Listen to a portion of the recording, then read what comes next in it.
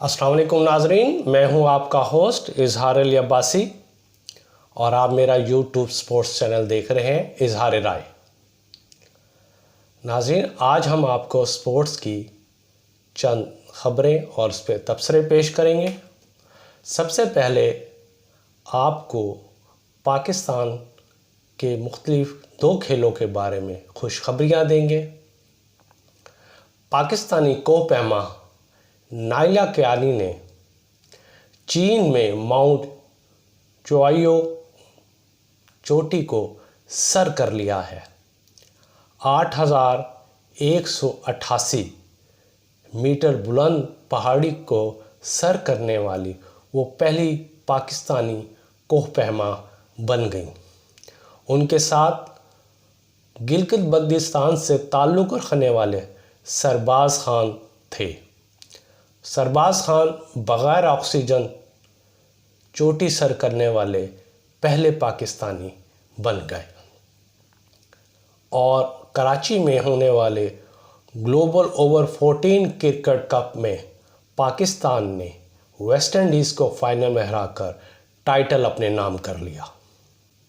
مصباح الحق نے فائنل میں 93 گیندوں پر 6 چوکوں اور 7 چھکوں کی مدد سے 106 رنز بنائے۔ کپتان عبدالرزاق نے ٹائٹل اٹھایا۔ یہ 2 اہم خبروں کے بعد اور اعزاز کے بعد تیسری جو ہم آپ کو نیوز سنا رہے ہیں وہ مایوس کن ہے، اور وہ ہے ایشین گیمز ہاکی ایونٹ، جہاں جاپان نے پاکستان کو 2 کے مقابلے میں 3 گول سے شکست دے کر سیمی فائنل کے لیے کوالیفائی کر لیا اور پاکستان کو فائنل 4 کی دوڑ سے باہر کر دیا۔ اس سے پہلے پاکستانی ٹیم بھارت سے 2 کے مقابلے میں 10 گول سے ہار گئی تھی، جو پاکستانی ٹیم کی بھارت کے خلاف سب سے بدترین کارکردگی تھی۔ جاپان سے شکست کے بعد اور فائنل 4 کی دوڑ سے آؤٹ ہونے کے بعد پاکستانی ہاکی ٹیم کی پیرس اولمپک 2024 میں شرکت خطرے میں پڑ گئی۔ پاکستان ہاکی ٹیم کے سابق کپتان اولمپئن لیجنڈ شہباز سینئر نے پی ایچ ایف کو سخت تنقید کا نشانہ بنایا اور پاکستان ہاکی فیڈریشن کے صدر سے برملا کہا کہ پوری مینجمنٹ اور سیکرٹری پی ایچ ایف کو فوری طور پر عہدے سے ہٹایا جائے۔ اس میچ میں اس ایونٹ پہ ایک انکشاف یہ بھی ہوا کہ پاکستان میں کسی اور نے ٹریننگ کرائی اور ٹیم کو ساتھ کسی اور ٹریننگ کو بھیجا گیا۔ تو اس سلسلے میں سوشل میڈیا پر پاکستانی عوام نے بھی پاکستان ہاکی فیڈریشن کو سخت تنقید کا نشانہ بنایا اور کہا ہے کہ پی ایچ ایف پہ قابض افراد سے جان چھڑوائی جائے۔ انہوں نے یہ بھی کہا کہ ایک غلطی کی وجہ سے سابق اولمپئن 1994 ورلڈ کپ ٹائٹل جیتنے والے اسکواڈ میں شامل خواجہ جنید پر ایک غلطی پر 10 سال کی پابندی عائد کر دی تھی، تو یہ ایک اچھا ایونٹ اور میگا ایونٹ تھا جس پہ پاکستانی ٹیم فائنل 4 کے لیے کوالیفائی نہیں کر سکی، تو اس طرح پوری مینجمنٹ پہ بھی 10 سال کی پابندی لگائی جائے۔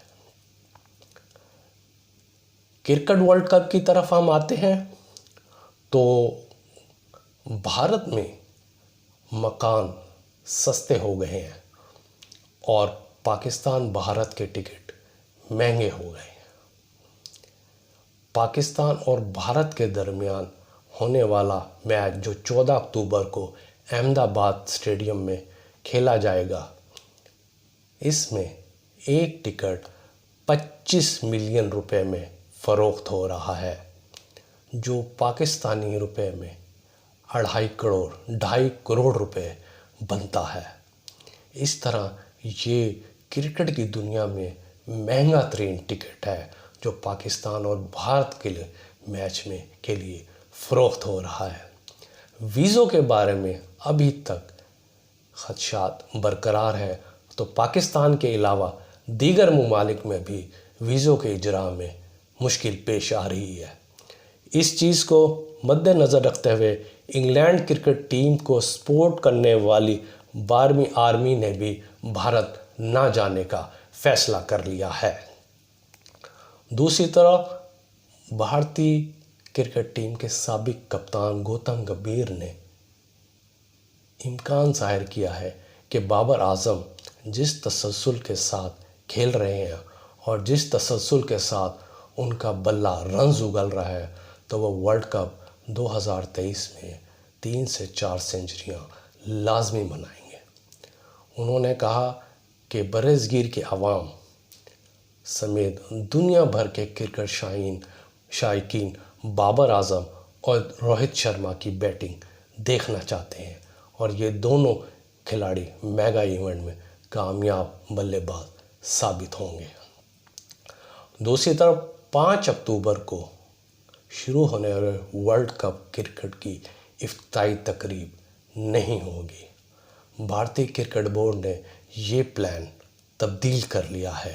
اب خدشہ یہ ظاہر کیا جا رہا ہے کہ ورلڈ کپ 2023 کی افتتاحی تقریب پاک بھارت کرکٹ میچ سے قبل شیڈول کی جائے گی۔ بھارتی کرکٹ بورڈ نے اس کی وجہ ٹیکنیکل بنیاد قرار دی گئی ہے۔ البتہ میگا ایونٹ کی اختتامی تقریب اپنے شیڈول کے مطابق ہوگی۔ پاکستان کرکٹ ٹیم کے سابق کپتان مصباح الحق نے کہا ہے کہ ورلڈ کپ اسکواڈ کے لیے ٹیم جو بنائی گئی ہے اس میں میری اور حفیظ کی کوئی رائے شامل نہیں ہے۔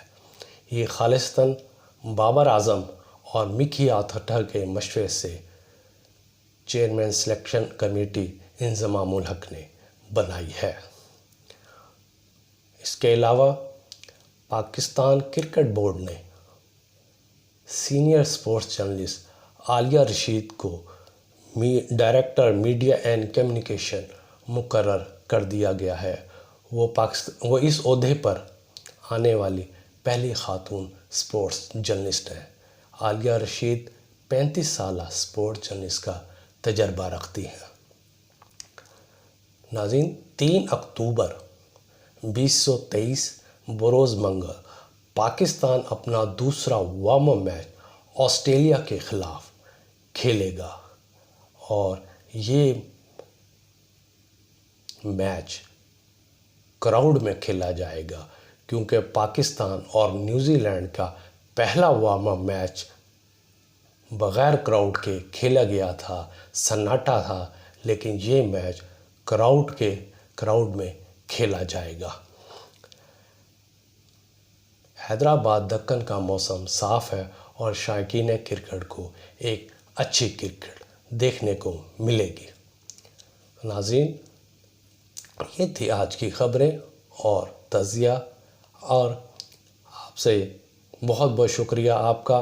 آپ ہمارا چینل پسند کر رہے ہیں اور کمنٹس کے ذریعے اپنی اظہار رائے کر رہے ہیں، تو ناظرین مزید میرا چینل سبسکرائب کریں، بیل آئیکن کریں، اور انشاءاللہ ہم آپ کو سپورٹس کی خبریں اور تجزیے پیش کرتے رہیں گے۔ بہت بہت شکریہ۔ اللہ حافظ۔